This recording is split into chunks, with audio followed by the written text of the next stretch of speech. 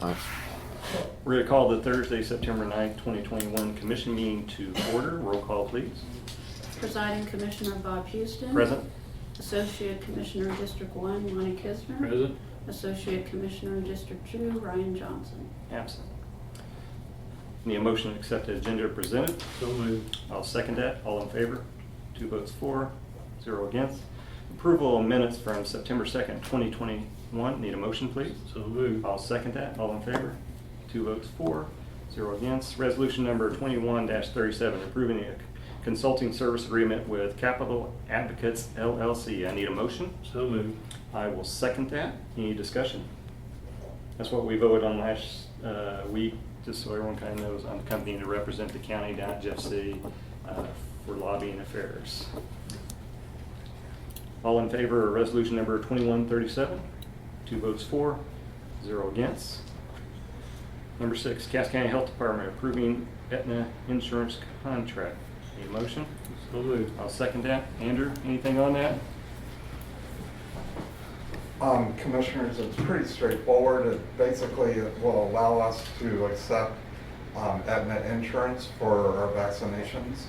So how that would work is we would buy the vaccine through our private stock agreement, buy it, then we would bill for the administration and the vaccine through that insurance. Ultimately, the goal is to get all the major insurers.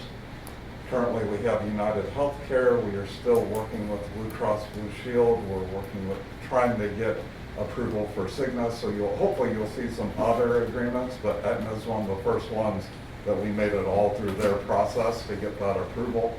But basically what it will allow, we can bill private insurance to give vaccinations. And this is what Kelsey's been working on trying to get.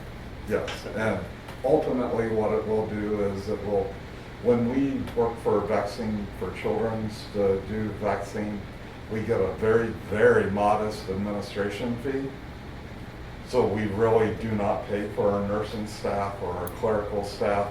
If we can start doing insurance, we'll be able to supplement our revenue so we can pay for the staff that we use for vaccinations. And it will also make, when we go out to do the school clinics, it won't just be the uninsured or underinsured that we can give vaccine to. We'll be able to do it for all the kids that have that need. Okay. Thank you, Andrew. Any questions? Okay. Thanks, Andrew. All in favor of approving the Aetna insurance contract? 2 votes for, 0 against. Number 7, certificate of training for Michael Metzger for Recorders of Association of Missouri, completed annual training of 20 hours by RSMO 50.334. We're going to enter that into record. I think Mike did those hours. Sure he did. Sure he did. Oh, yeah. He got the certificate. He got the certificate from his association. Is That's he correct. here? He's not here, okay. Oh, he's not here. Okay. Number 8, Cass County Collector Chris Mullendorf requesting disbursement of 2021 tax sale surplus monies. Certificate of purchase number 21-01, tax sale number 1, taxpayer name Joseph Abdul, an amount of $68.77 payable to Teresa Hung. I need a motion. So moved. I'll second that. All in favor? 2 votes for, 0 against. Resolution number 2138, authorizing redemption under section 140.340 RSMO regarding property at 18720 South Lakeside Lane, Belton, Missouri. I need a motion. So moved. I will second that. All in favor? 2 votes for, 0 against. Miscellaneous business? Seeing none? Public comment. This is where you duck, Andrew. Please state your name. Hello, my name is Emily Stone. My husband Darren and I have been Harrisonville residents for 15 years. We have 3 kids that attend the Harrisonville schools, including one son that is currently quarantined from a potential but not confirmed exposure at football practice last week. I think the time has come to revisit the current mitigation strategies the schools have for COVID-19. I've been in contact with the schools, the school board, the health department, and Bob this week requesting data regarding the number of quarantined kids that then test positive once they've been exposed at school, and the data doesn't exist. I've been in contact with numerous parents this week, and to date, none of the kids are showing symptoms or tested positive from the exposure of football practice last week. Harrisonville currently has 14 positive cases in the district. We have 184 people quarantined from those 14 cases. I will say that since then, the JV football team has also been quarantined, so those numbers are a little bit out of date. But I think you understand, we've got 13 times the number of positive cases now quarantined and not receiving in-person education. Yet we don't have any data showing that those 184 people are now showing symptoms or testing positive. We know significantly more about COVID right now than we did 18 months ago. Sadly, we've had 107 deaths, but 0 of those deaths were under the age of 30. 31% of the deaths were for potential age of teachers or staff in the district, but most of the deaths occurred in the 70-plus age range.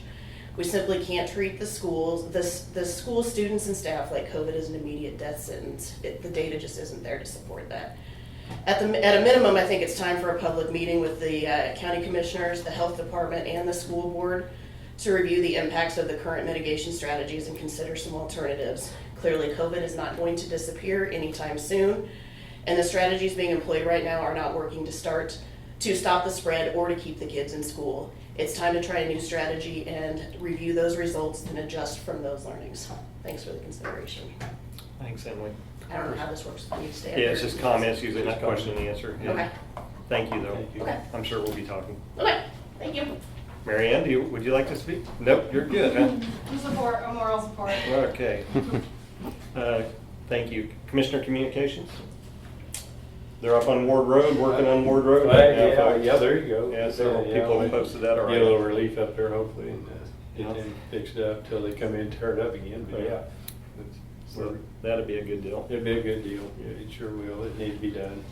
You know, whenever the state reroutes their traffic, it usually lands on our county roads, and it's just the way it works. Yeah. All right, any other Commissioner Communications? We will be going into executive session under 610.021.2 real estate. We'll do a roll call to go into that, please. And then we will come back out of that meeting just to close out the regular session meeting. Probably ought to have the motion. So I need a motion to go into executive. So moved. I will second that. All in Okay. favor? Thanks, Paul. Now she does a roll call. Roll call. Presiding Commissioner Bob Houston. Yes. Associate Commissioner District 1, Lonnie Kisner. Yes, And, there now, sorry, Associate Commissioner District 2, Ryan Johnson, absent.